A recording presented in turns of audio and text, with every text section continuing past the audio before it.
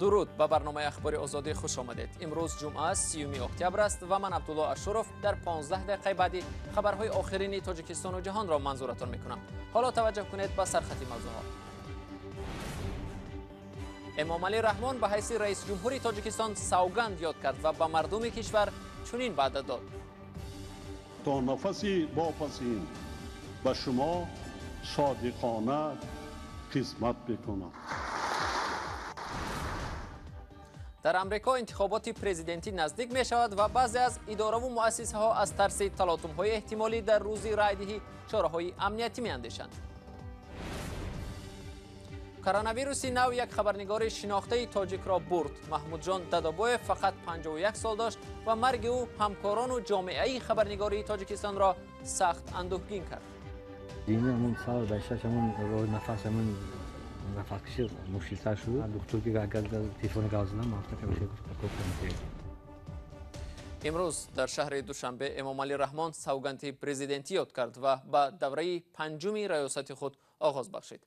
مراسم ادای سوگند در کاخ سامان صورت گرفت و پرزیدنت به مردم وعده های داد. تفصیلات بیشتر در گزارش همکارم مولا رجب یوسفی از شهر دوشنبه.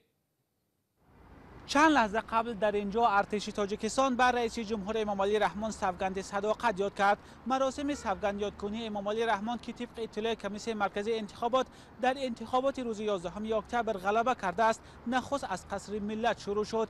در اینجا به امام علی رحمان بختیار خدایارزاده رئیس کمیسیون مرکزی انتخابات شهادت نامه پرزیدنت تاجیکستان را سپرد و بعدا رئیس دادگاه کنستیتوسیونی به امام علی رحمان رمز پرزیدنت را تقدیم نمود. بعد از آن امام علی رحمان از قصر ملت به کاخ سامان رفت و در حضور وکیلان هر دو پالات پارلمانی تاجیکستان سوگند یاد کرد و به دور پنجم ریاست جمهوری خود آغاز بخشید. من همه شما خلق عزیزم و خرد و بزرگ تاجیکستان را صدقاً دوست می‌دارم و تا نفسی واپسین به شما صادقانه خدمت بکنم. در مراسم سوگند یادکنی رئیس جمهوری تاجیکستان بجز از وکیلان هر دو پالات پارلمان، اینچنین اعضای حکومت و نمایندگان کورپوس‌های دیپلماتی مقیم دوشنبه نیز اشتراک داشتند. امام علی رحمان بعد از انجام سوگند یادکنی در برآمد خود برای 7 سال آینده وعده‌های داد. از جمله او گفت در 7 سال آینده تاجیکستان باید به استقلالیت کامل انرژتیکی دست یافته، کشور از بنبست کمونیکاسیونی رها شود و به یک کشور ترانزیتی تبدیل یابد. اینچنین امام علی رحمان گفت تلاش میکنه در 7 سال آینده سطح کمبیزاتی را در کشور کاهش داده، حجم مجموع محصولات داخلی را بیشتر کند. بعد از انجام سوگند یادکنی در کاخ سامان، امام علی رحمان اینجا به نزد مجسمه اسماعیل سامانی آمد و نزدیک 8000 سرباز و کارمندان نهادهای قدرتی در اینجا گذشت نظامی برگزار کردند. رئیس جمهور امام علی رحمان از سال 1992 تاجیکستان را رهبری می‌کند. ناظران غربی گفتند که تاکنون هیچ یک از انتخابات‌های کشور مطابق با معیارهای بین‌المللی صورت نگرفتند. امام علی رحمان را مخالفانش سالهای اخیر برای سرکوب دیگر اندیشان، راندن رقیبان سیاسی از صحنه سیاسی انتقاد می‌کنند. امروزها کارگران در امریکا پیش مغازه، اداره و مؤسسه ها را با تخته ها محکم می کنند که مبادا خرابکاران در صورت تظاهرات و یا بی سر و سامانی به آنها آسیب نرسانند. چنین چاره‌جویی برای روز انتخابات پرزیدنتی در امریکا است که روز 3 نوامبر برگزار می شود. عین زمان در ایالات متحده امریکا آوازدهی بر وقت ادامه دارد.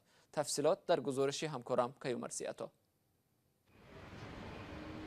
امروزها کارگران در امریکا پیش مغازه و اداره و مؤسسه ها را با تخته ها محکم می کنند که مبادا خرابکاران در صورت تظاهرات و یا بی سر و سامانی به آنها آسیب نرسانند. چنین چاره‌جویی برای روز انتخابات پرزیدنتی در امریکا است که 3 نوامبر برگزار می شود. عین زمان در ایالات متحده آوازدهی بر وقت ادامه دارد. صاحبان مؤسسه های تجارتی و بناهای معموری در امریکا توکل نمی کنند و چاره های احتیاطی می اندیشند. در محله های مرکزی در پایتخت امریکا کارگران در پیش بناها به اصطلاح سپر می کشند. به این اصول در محله های نزد ساحلی امریکا مردم خانه های خود را از طوفان محافظت می کنند. در اینجا به تلاطم های احتمالی در روز سه‌شنبه روز انتخابات پرزیدنتی امریکا آماده می شوند. روزی که مردم با رأی خویش رهبر آینده کشورشان را انتخاب می کنند. صاحب ملکان و مقامات خرابکاری ها را صرف نظر نمی کنند. در گذشته راهپیمایی ها زیر شعار جان سیاه‌پوستان مهم است با خرابکاری ها همراه بودند. هلاکت سیاه‌پوستان به دست پلیس مسئله است که رئیس جمهور دونالد ترامپ و رقیبش جو بایدن از حزب دموکرات نادیده گرفته نمی توانند. آنها وعده دادند که به این مسئله رسیدگی می کنند. تاکنون 75 میلیون نفر از مردم امریکا رأی خود را دادند، چی از طریق پاچته و یا چی با استفاده از حق رأیدهی بر وقتی. تعداد مردم رأی داده در عهد کرونا ویروس بیشتر از حساب عمومی مردم است که در انتخابات سال 2016 شرکت کردند. در آن سال فقط 53% به نزد قوطی های رأی آمدند.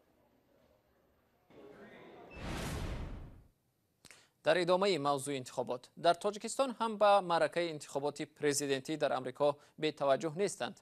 همکارم شهلا عبداللهی نظر و اندیشه های کارشناسان را در تاجیکستان درباره انتخابات امریکا پرسید. و وضع اقتصادی روسیه هم کمتر خراب می شود و این می تواند که همون برای زیادتر پیدا کردن کار برای مهاجران مهنتی تاجیکستان تاثیر رساند.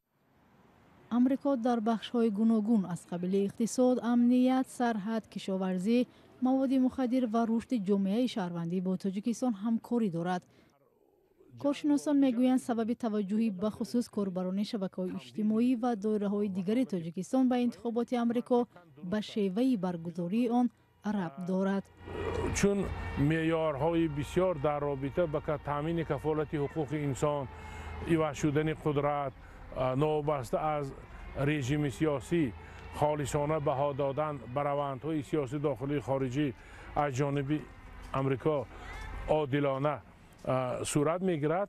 از این خاطر شهروندان تاجیکستان طریق فضای اطلاعاتی و دیگر منبع‌های الترناتیوی دسترس به آنها و به خصوص شبکه‌های اجتماعی کوشش میکنند که روند انعکاس انتخابات ریاست جمهوری ایالات متحده آمریکا را تماشا کنند، خلاصه برآورند. با توجه به آنکه همه ساله هزارها شهروند تاجیکستان از جمله جوانان برای زندگی بهتر تلاش رفتن و اقامت در امریکا را میکنند، آگاهان امور بر این نظرند که انتخابات پرزیدنتی در امریکا می تواند برای ساکنان عادی نیز اهمیت داشته باشد. امروز سیاست ترامپ اون است که مهاجران را هرچی کمتر به امریکا راه دهد و اگر دموکرات ها سر قدرت بیایند اونها این سیاست مهاجرت را می توانند که بازبینی کنند و به حیات من و شما هم این چیز می تواند تاثیر کند، چون ما می توانیم که نسبتاً آزادانه تر ویزا گیریم و به امریکا سفر کنیم. تحلیلگران تاجیک میگویند امریکا یک ابرقدرت جهانی است و بنابراین انتخابات پرزیدنتی آن برای همه کشورها قابل توجه است. بیماری همه‌گیری کووید 19 در تاجیکستان باعث مرگ یک خبرنگار شناخته تاجیک شد. محمود جان دادابایف بنیادگذار یکی از نخستین شبکه‌های تلویزیونی مستقل در تاجیکستان در شهر خوجند در سن 51 سالگی از این بیماری درگذشت. همکارم فرزان محمدی در مراسم خاکسپاری خبرنگار شرکت داشت و هم از دوستانش درباره او پرسید. روز 3 اکتبر جسد روزنامه‌نگار شناخته محمود جان دادابایف را با چاره‌های بهداشتی مستقیما از بیمارستان به آرامگاه مرادبخش شهر خوجند آوردند و به خاک سپاریدند. وی شام 29 اکتبر در 51 سالگی درگذشت. سبب رسمی مرگ او هنوز اعلام نشده است، ولی چند از دوستان در شبکه‌های اجتماعی علت فوت او را به بیماری همه‌گیر ربط دادند. رفت کشی مشکل‌تر شد. خطور اگر تلفن گاز دادم موفق میشه کوفه میشه. محمود جان دادابایف ماه نوامبر سال 1968 در شهر خوجند تولد شده است. به قول همکاران و شاگردانش او در ساحه روزنامه‌نگاری مستقل شمال کشور تشکیلاتچی بی‌مثل بود و زمان راهبری تلویزیون‌های محلی را برداشت داشت که هنوز پایگاه‌های خبری بعضی مادی و تکنیکی نداشتند. ولی با مهارت تشکیلاتچی و منیجری او تلویزیون‌های محلی رشد کردند و ده‌ها ژورنالیستان ساحه تلویزیون و مطبوعات الکترونی سرجم شدند. در رشد روزنامه سوخت بسیار خدمتی بزرگ کردند. اولین یک از روزنامه‌هایی که بسیار آشکارگو بود و پیوسته یک منیجر خوبم بودن، ترینری برنامه‌های آموزشی بودن. محمود جان دادابایف سالهای اخیر همچون مدیر کل شرکت تلویزیونی جهان‌آرا و نماینده انجمن ملی رسانه‌های مستقل تاجیکستان در ولایت سوخت کار کرده است. فرزان محمدی، رادیو آزادی، شهر خوجند. در تاجیکستان نرخ انگشت بالا رفته است. هرچند وزارت صنعت و تکنولوژی‌های نو از افزایش استخراج انگشت خبر می‌دهد. حالا ارزش 1 کیلوگرم انگشت 80 درم است و انگشتی که از قرقیزستان می‌آید 2 سومانی نرخ دارد.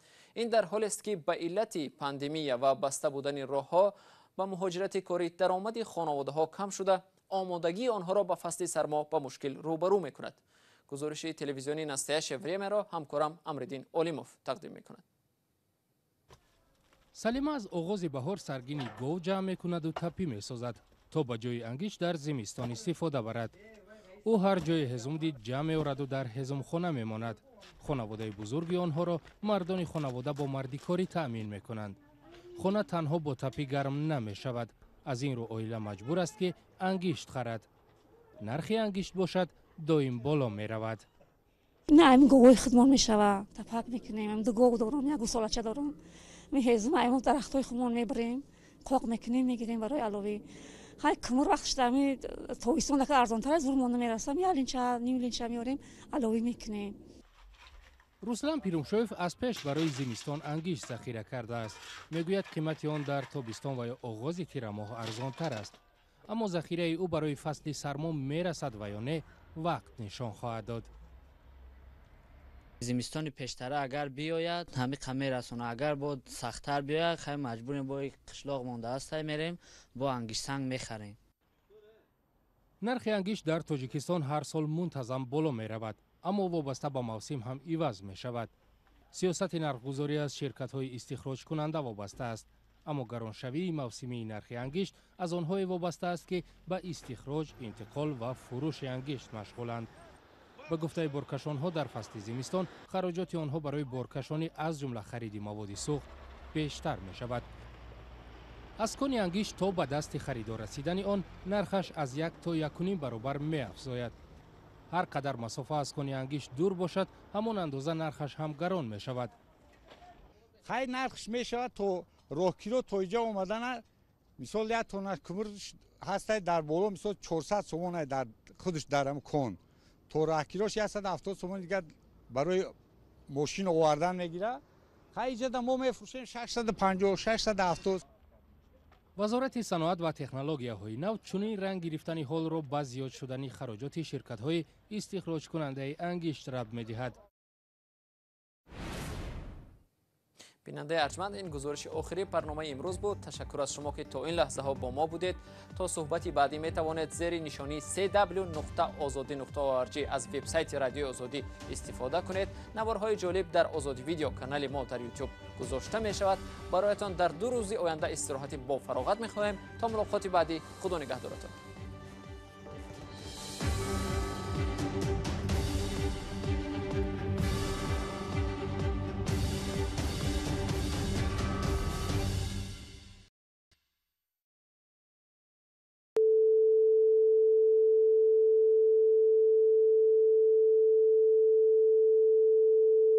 This is Radio Free Europe, Radio Liberty, Praha.